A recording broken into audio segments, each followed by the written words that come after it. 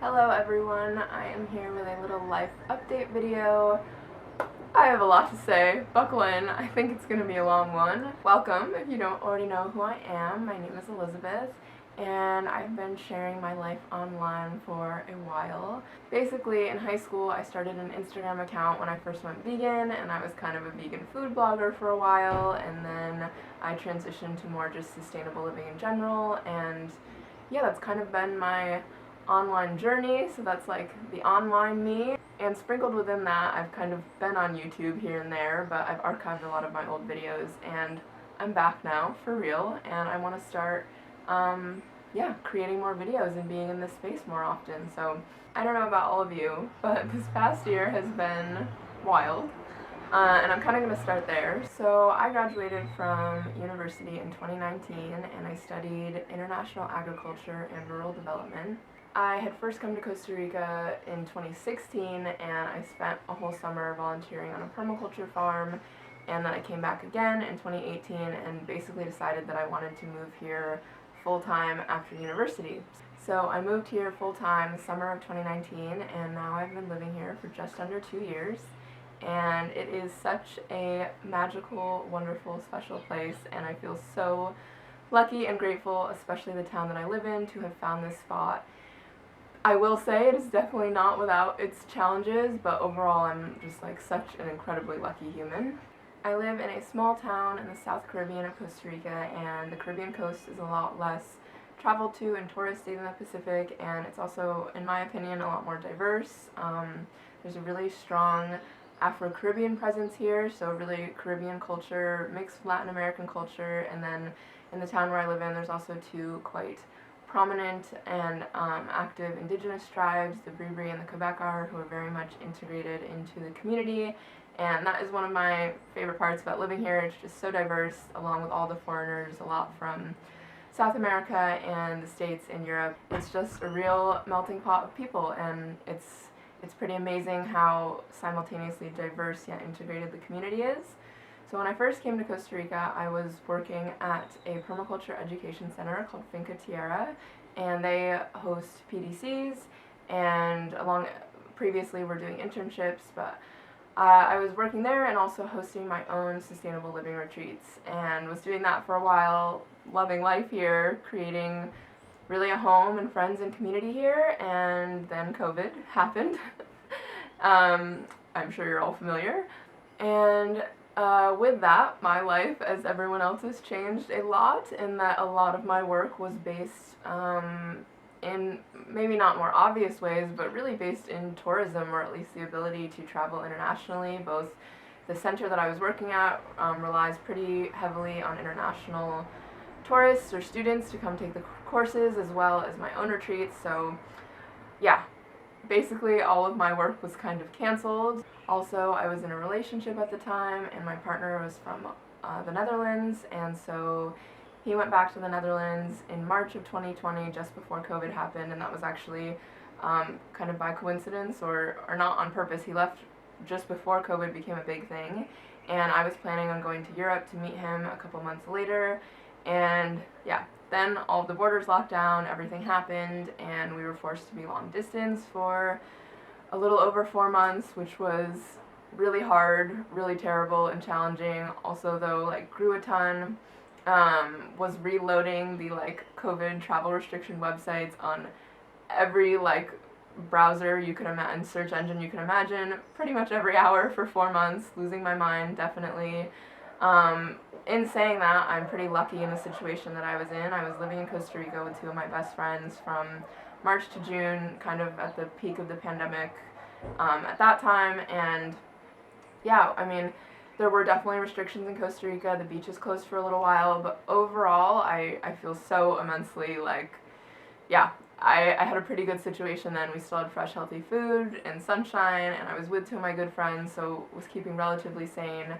I binge watched just about every series on Netflix there is, watched every YouTube video, and yeah, cooked a ton, did a lot of yoga, was relatively okay.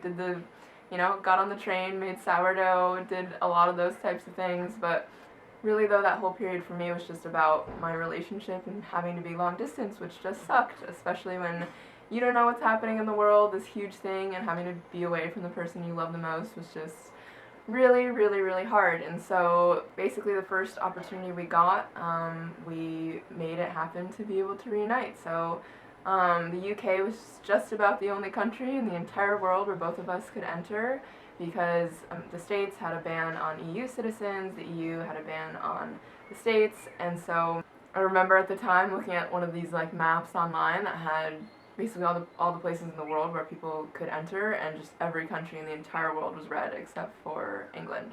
And so in June of 2020, I left Costa Rica. I went home to New York for a couple weeks just to kind of organize all my stuff. I hadn't been home to New York to see my family in over a year, and so yeah, went home, and then I went to meet my partner in the UK, and we did the 2-week quarantine that was necessary. We did 2 weeks in this really adorable little home in Brighton, which is the city on the coast in south of England, and then we went to London. And if you've been following me, you know that I have spent quite a bit of time in London in the UK over the past 4 or 5 years, and so I'm lucky to have a lot of friends there, so we did get to meet up with and connect with some people in my life, and we rented a car and we did a little road trip down to Cornwall, which was beautiful. I think everyone though in London did a summer trip to Cornwall because everyone was doing more local travel, so it was super crowded, crazy traffic, but yeah, it was really great to be reunited and together again. And then we moved back to his place in Amsterdam, and spoiler alert, we broke up, so I'm struggling of whether or not to speak in past or present tense. It's kind of hard telling the story, but long story short, I like my ex. I love him very much, still to this day. I think I always will in a regard. He's a wonderful person, and we had a super special connection, but at the time, it just really wasn't working.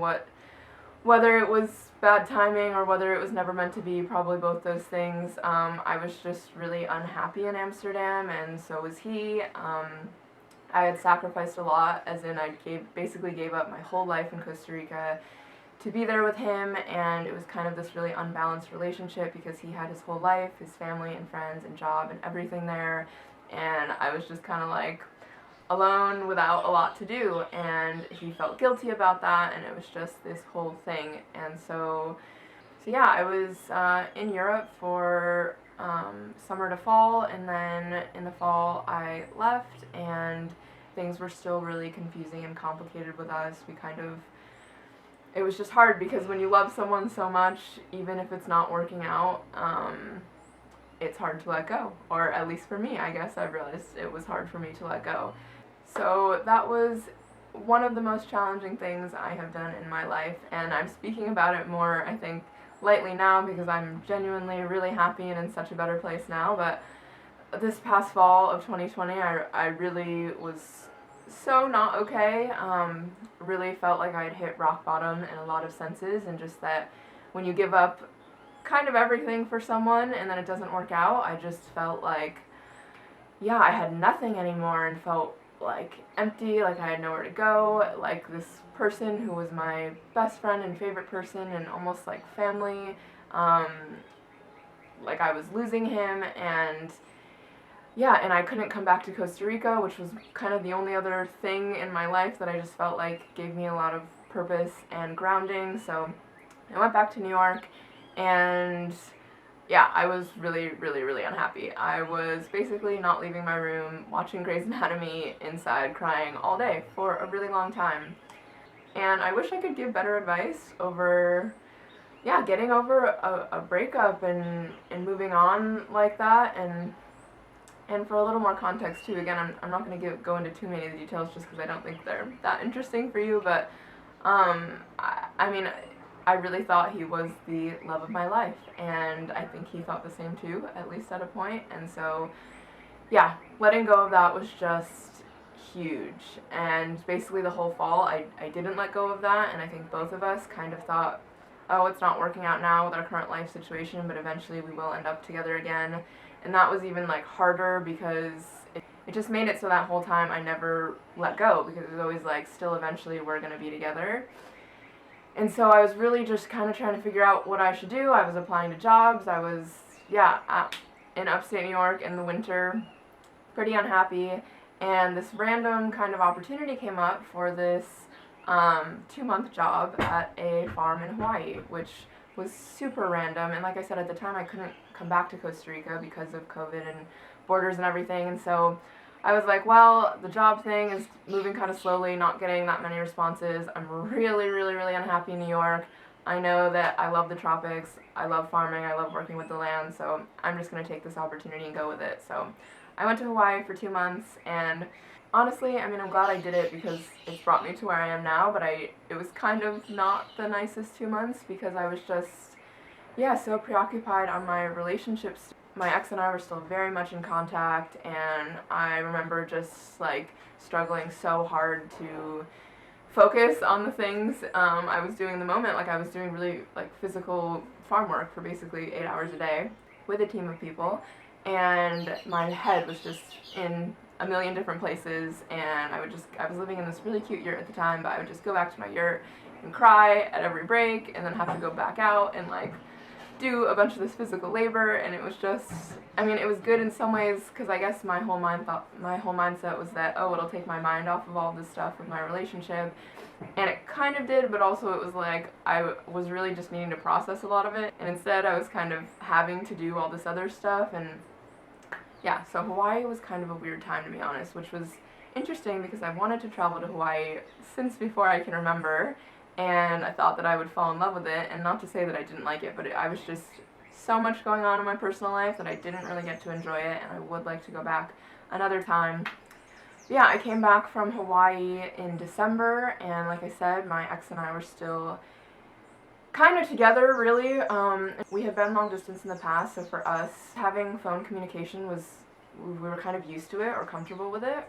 Kind of the whole fall, we were still back and forth, breaking up, deciding when we actually do want to be together. He was meant to move back with me to Costa Rica in December or January. We were every day pretty much going back and forth. It was really, really, really painful and drawn out, and I can't say I'd recommend that for anyone. But again, everything happens the way it's meant to happen. But at the end of 2020 is when we broke up for the final time, and I came back to Costa Rica. And despite having had this super turbulent fall and kind of knowing that my relationship was falling apart, I still thought in the end that we would end up okay. And so despite, again, having already gone through all this pain, that final breakup was still really awful. And I came back to Costa Rica on January 1st of this year, and I'm not being dramatic, within about 1 week of being back here, I was pretty much, not fully, but 90% back to my old self. And I know that might sound a little like I was cheating or something, or like it's not real, because you can't really just like run away from your problems, you know, gotta deal with the inner work. But really, like, coming back to this community and this place that I love so much, and I'm really just lucky in that I have incredible friends here and such strong support that I was maybe lacking in Hawaii or New York. Within such a short amount of time of being back in Costa Rica, I just felt okay again, and the type of okay that I hadn't felt in almost a year, and it just felt like the most liberating, freeing, wonderful thing in the world. And that's not to say that the healing journey and moving past a relationship and love and all of that, it still, of course, is, you know, an up and down journey, but it just reaffirmed to me so much that this is my place, this is my community, this is what fills me up and keeps me grounded. And even when everything else in life might be crazy and horrible, I do have so much of a sense of just like belonging and happiness in the place that I live, and I feel really lucky to have found that. I hope that everyone finds that in life, somewhere where they just truly feel at home. Of course, I've still had bad days, and I still cry about it sometimes and all of that, but overall, big picture, coming back here was just like, yeah, incredible. And the month of January was honestly one of like the best months of my life. Like I said, I'm just so lucky that I have the most wonderful friends here. I was away from Costa Rica, in Europe, and Hawaii for a total of 6 months, and coming back was just so wonderful because I got to reunite with all of these wonderful people who I know in this community that I love, and simultaneously a lot happened while I was away, and a lot of new people moved here, and I got to make so many more new friends. And yeah, it was just so refreshing being back here. So I'll just sound like a broken record in that I love where I live. I love Costa Rica. I love specifically the community in town that I live in here, and I feel so incredibly grateful for that. And yeah, I came back here and I was actually still working remotely for the organization in Hawaii that I was working at while I was in Hawaii, and just about a month ago, that ended. It was kind of always going to be a short-term thing. And also, since I've been back, I've really been pursuing more freelance photography and video, so I've been doing a lot of that. And I have also been doing a lot of permaculture stuff, so if you don't know me, that's kind of one of my life's passions, permaculture. I want to make a whole separate video dedicated to permaculture and what it is.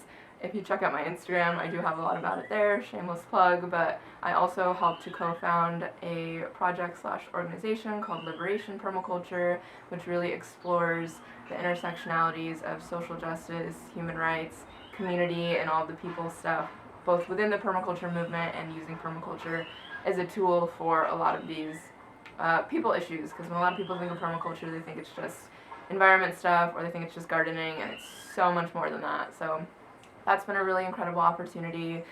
But really, I'm just in this transitionary phase in my life, kind of figuring out what it is exactly that I want to do.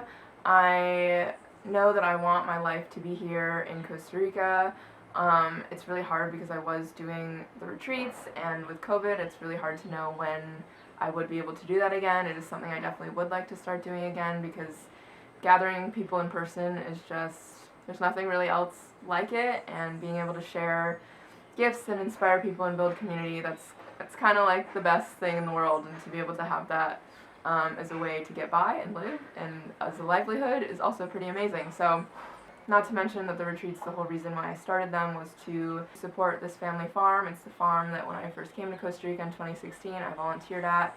It's an incredible project, and it's the most amazing Costa Rican family. They're like a second family to me, who run it, and they live in a small town of about 100 or 150 people, and there's just so few economic opportunities there, and especially since COVID, they've been really struggling, and so the retreats are also a huge financial support for them, and so it's just hard to know when to do that again. I'm thinking of maybe doing one by the end of this year or around the end of this year, but we'll see. Look out for updates on that. I'm also doing a little bit more consultation design work for things in my own local community related to permaculture. And yeah, like I said, I actually don't know what I'm doing. Spoiler alert. So yeah, I actually don't know what I'm doing at all. That's really the big picture. And it's actually one of the first times in my life that I'm just really unsure. I'm quite like a passionate, driven, have always been quite like clear, focused person. And I'd say I still am that in a sense, but I always just kind of knew what I wanted to do and did that. And right now, big picture, I know what I want to do. I want to, help people, help the earth, contribute to the world in a meaningful way, contribute to my own community around me, but also the global movement towards a more beautiful world in a meaningful way. But what that actually looks like and manifests as in my everyday life or as my work, I'm still unsure. So I did apply for a few jobs. That's one thing also about COVID that is good for me, at least, is that so much work has become remote. So a lot of U.S. organizations and nonprofits now, a lot of the jobs are remote, which is good for me living in Costa Rica. And so I applied for a few jobs for like kind of food farming, indigenous rights related things. We'll see. Waiting to hear back from that. Just did that like earlier this week. And like I said, to get by, I've been doing a lot of freelance photo stuff. And yeah, kind of just living my life. I think that is all for my update for now. Basically, the update was, most of you knew that I was living in Costa Rica, moved to Europe for love, that fell through, came back, super happy now that I'm back. That's the synopsis. Still figuring out my life. And just if you didn't know, I'm 24, from upstate New York, and this whole adulting thing, still getting the hang of it, as I think I always will be for my entire life. But yeah, I think a lot of people can look at like my life here and think it's such a dream and all this stuff, and in so many ways it is, and I really can't stress this enough, just how much gratitude I have and how much I know how privileged I am and how lucky I am. But also there are, of course, downsides to living here, and I actually think most people wouldn't enjoy living here because a lot of life here is kind of lacking stability in a way where if I were living in the States with a 9-to-5 job, I would have that, but of course the grass is always greener on the other side. But I would love any questions or anything about life in Costa Rica because I have a lot of thoughts on it. I love this place. I also think you have to be really intentional and ethical and always actively trying to be a good guest in this country, and especially if you come from a wealthier country or more privileged place, it is such a responsibility, I think, of everyone who comes here to integrate into the community and contribute to it rather than extract. So that's a whole nother rant and tangent that I will not get into right now. But yeah, I'm super happy to be back in this space. Thank you all for having me. Let me know what you'd like to see. I'm feeling really creative lately, which is wonderful. I would love to know how you are. Send me a message, please. Reach out. Thank you all so much for being here, and I will see you in the next one. It is so hot right now. Can you see sweat on my face? It's like 1 p.m. right now, and I just have to remember I basically can't film a sit-down talking video, I think, after like 9 because it's just so hot. I'm melting. Can I just show you what my setup is for dealing with this heat? So about every 5 minutes, I need to turn this fan on, which is directly in front of me, right here. And I'm trying to let it run until my face sweat dries up, record for another few minutes, and then do it all again. It's so hot.